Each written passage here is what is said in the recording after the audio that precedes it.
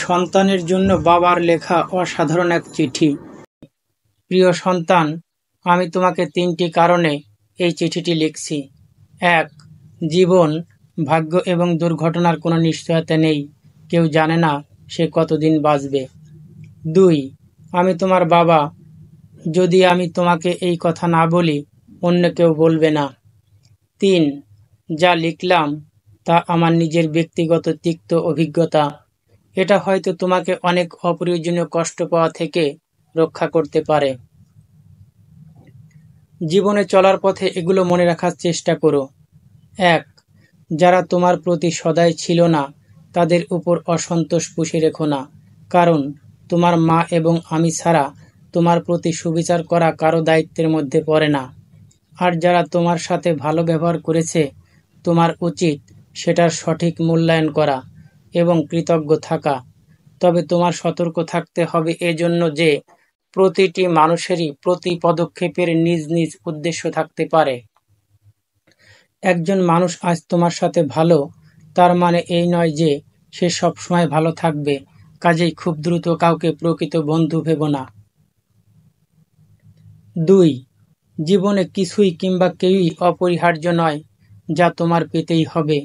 একবার যখন তুমি এ কথাটির গভীরতা অনুধাবন করবে, তখন জীবনের পথ চলা অনেক সহজ হবে। বিশেষ করে যখন বহুল প্রত্যাশিত কিছু হারাবে কিংবা তোমার তথাকথিত আত্মীয় স্বজনকে তোমার পাশে পাবে না।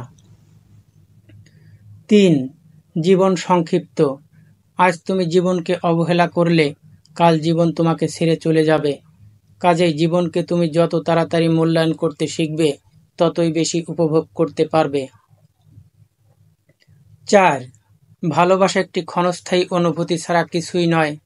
মানুষের মেজাজ আর সময়ের সাথে সাথে এই অনুভূতি বিবর্ণ হবে। যদি তোমার তথাকথিত কাছের মানুষ তোমাকে ছেড়ে চলে যায়, ধৈর্য ধরো। সময় তোমার সব ব্যথা বিষণ্ণতাকে ধুয়ে মুছে দেবে। কখনো প্রেম ভালোবাসার মিষ্টতা এবং সৌন্দর্যকে নিয়ে বাড়াবাড়ি করবে না। আবার ভালোবাসা হারিয়ে বিষণ্ণতায় অতিরঞ্জিত হবে না। 5. অনেক সফল লোক আছেন যাদের হয়তো উচ্চ শিক্ষা ছিল না। এর অর্থ এই নয় যে তুমিও কঠোর পরিশ্রম বা শিক্ষালাভ ছাড়াই সফল হতে পারবে। তুমি যতটুকু জ্ঞানী অর্জন করো না কেন, তাই হলো তোমার জীবনের অস্ত্র। কেউ সেরা কাঁথা থেকে লাখ টাকার অধিকারী হতেই পারে, তবে এজন্য তাকে অবশ্যই পরিশ্রম করতে হবে। 6.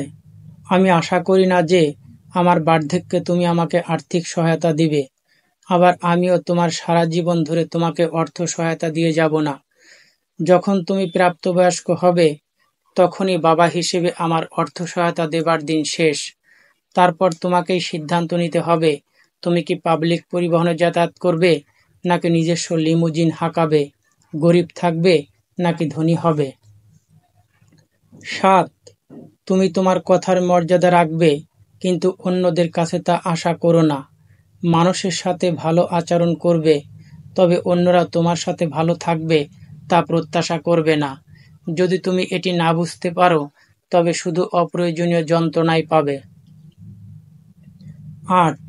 আমি অনেক বছর ধরে লটারি কিনেছি, কিন্তু কখনো কোনো পুরস্কার পাইনি।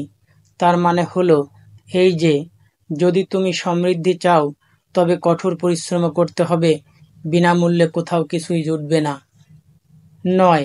তোমার সাথে আমি কতটা সময় থাকব সেটা কোনো ব্যাপার না, বরং চলো আমরা আমাদের একসাথে কাটানো মুহূর্তগুলো উপভোগ করি, মূল্যায়ন করি। ভালোবাসা সহ তোমার বাবা। বাবাটি হলেন একজন চাইল্ড সাইকোলজিস্ট এবং হংকংয়ের প্রখ্যাত টিভি সম্প্রচারকারী। তার কথাগুলো বয়োজ্যেষ্ঠ, বয়োকনিষ্ঠ, বৃদ্ধ কিংবা তরুণ, শিশু, আমাদের সবার জন্যই প্রযোজ্য।